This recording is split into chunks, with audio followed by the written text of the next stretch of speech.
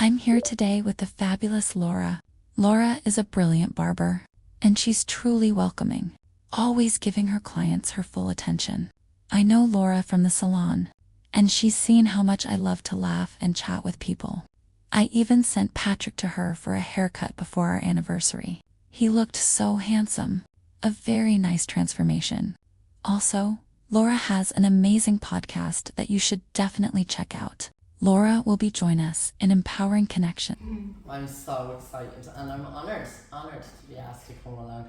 But Tracey, I have to say, before Patrick came in to have his haircut, and I've been kind of looking at you in admiration of everything that you're doing, and I just think you're so inspiring. I think you're absolutely amazing in what you're doing, and I'm really excited to come along to one of your events to see what it is you do and how you empower these other people who are in situations like yourself, living with a disability, and how you kind of don't let your disability define you in absolutely any way, shape or form, with your husband, your daughter, and life in general. And you work so hard, you've written books, and you're still able to be a sounding board and a support for people who are in a similar situation to your own, which is just lovely.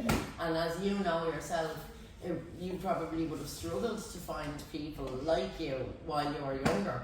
So it's really heartwarming that you're opening up your world for other people to see, and I really admire that. So I'm really excited for this. Thank you very much for your kind words, Laura. Really is lovely to hear from someone like yourself. It's amazing. So tell us a bit about yourself. So what got you into Barbara? And what is it that you enjoy? Do you know, oh God, so this is a bit strange. When I was a child, I grew up out in Saoirse, right?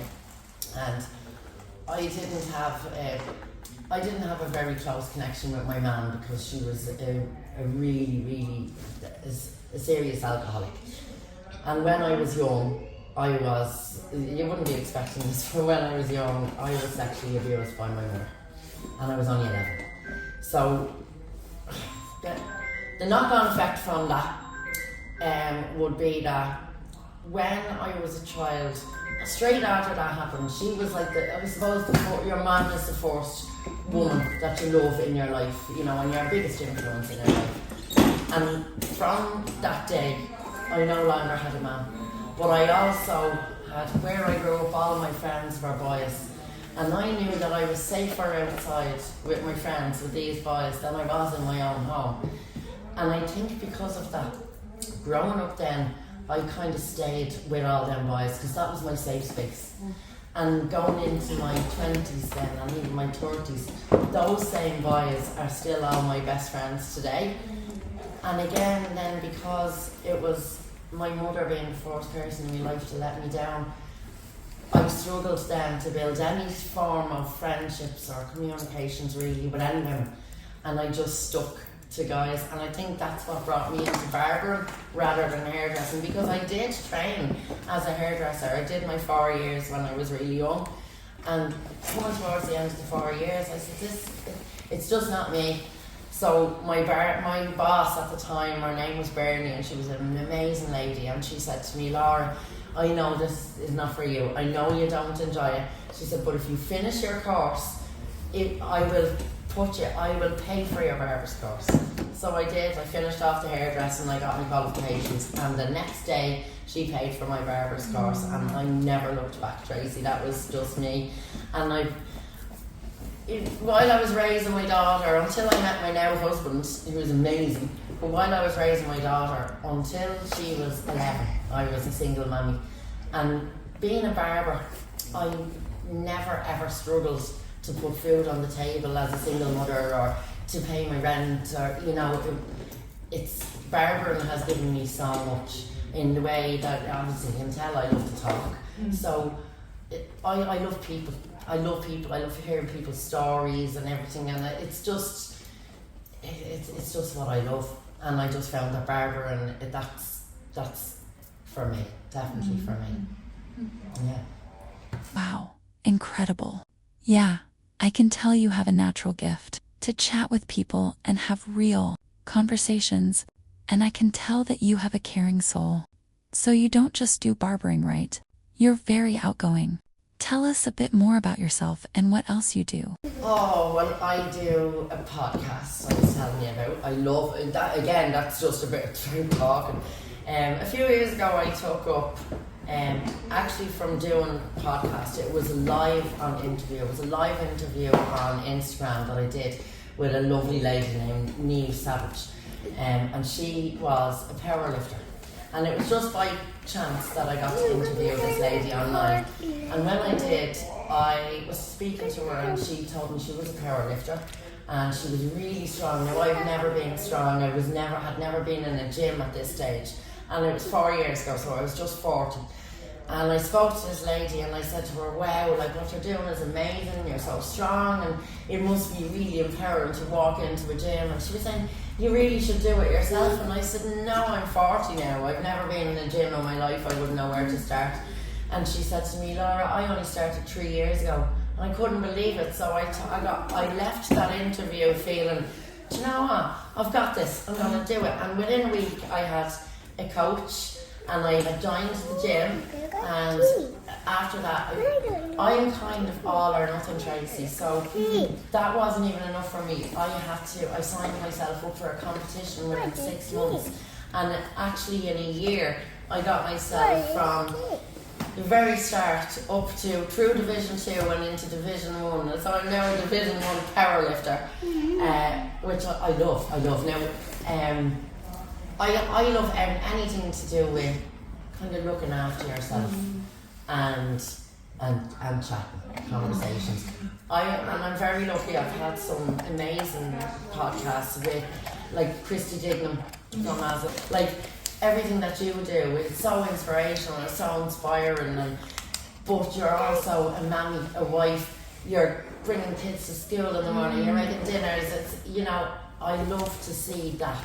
Where I think sometimes with celebrities, yes, you get that celebrity lifestyle, but I love the real life and real people with real issues. And that's what kind of gets me going. I just really enjoy that.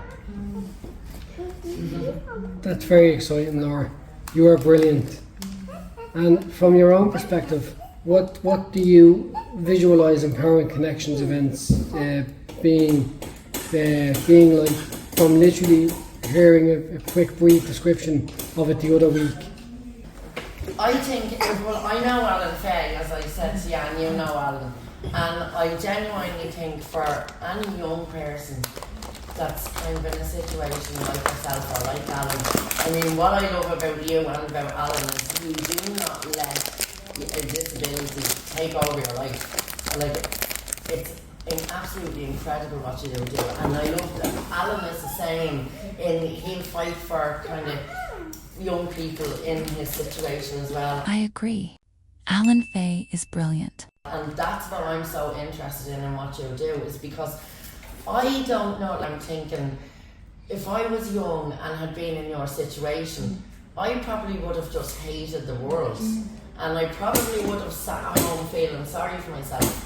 So I find it incredible, number one, your drive, and number two, your want to help other people. That's what I'm really kind of connected to with you, is because if I could fix everybody in the world, I would. And that's kind of what I love about watching you and what you do. So I'm really excited to see what you do with these like events that you do, because I can imagine there's a lot of young men and women that I'd say your events change their way of thinking and possibly change their life, because if you change someone's way of thinking, you can absolutely change their life. And if I change my way of thinking, and which I have changed my life, so I really, really think it's so amazing what you do, and it's so needed. Speaking of connections, I'm so excited about the lineup for Empowering Connections on November 21st. It's truly a lineup like no other. We'll be joined by Michael, who is unable to speak but has an incredible and brave story to share, proving that connection goes far beyond words. Saoirse, a disabled comedian, will bring laughter and light, while K guides us through mindful movement to reconnect with our bodies and peace within. And what's even more exciting is that Laura will be interviewing people at my event. We're going to get it all on video. And of course, live music from Lynsey Anne Core. And the amazing father-daughter duo, Áine and Cathal, plus anyone else who wants to jump in and share their gifts. Because at Empowering Connections, every voice matters, spoken or unspoken. Tickets are only €10. The link is in the caption. I'm really looking forward to having you there, Laura. And I am very grateful for your keen enthusiasm to support me and get the word out. I'm delighted. Empowering Connections is really shaping up to be something magical indeed. And it's people like you, Laura, who acknowledge the value it can bring. Also, very exciting news. I have an incredible workshop collaboration coming up with the amazing Lynsey Anne Core on January 10th, 2026. Anyway, just after Christmas. Yeah, I'll come to that as well if that's okay. I'd love that. Yeah, that would be excellent. And you have a singer for it and everything. Wow, good girl. That's excellent. So is that it? Yeah. Thanks very much. We're so excited for this one. It's going to be a heartfelt day to reconnect with your creativity, heal your inner child, and start 2026 feeling inspired and re-energized. Thank you very much for your time, Laura. Thank you very much.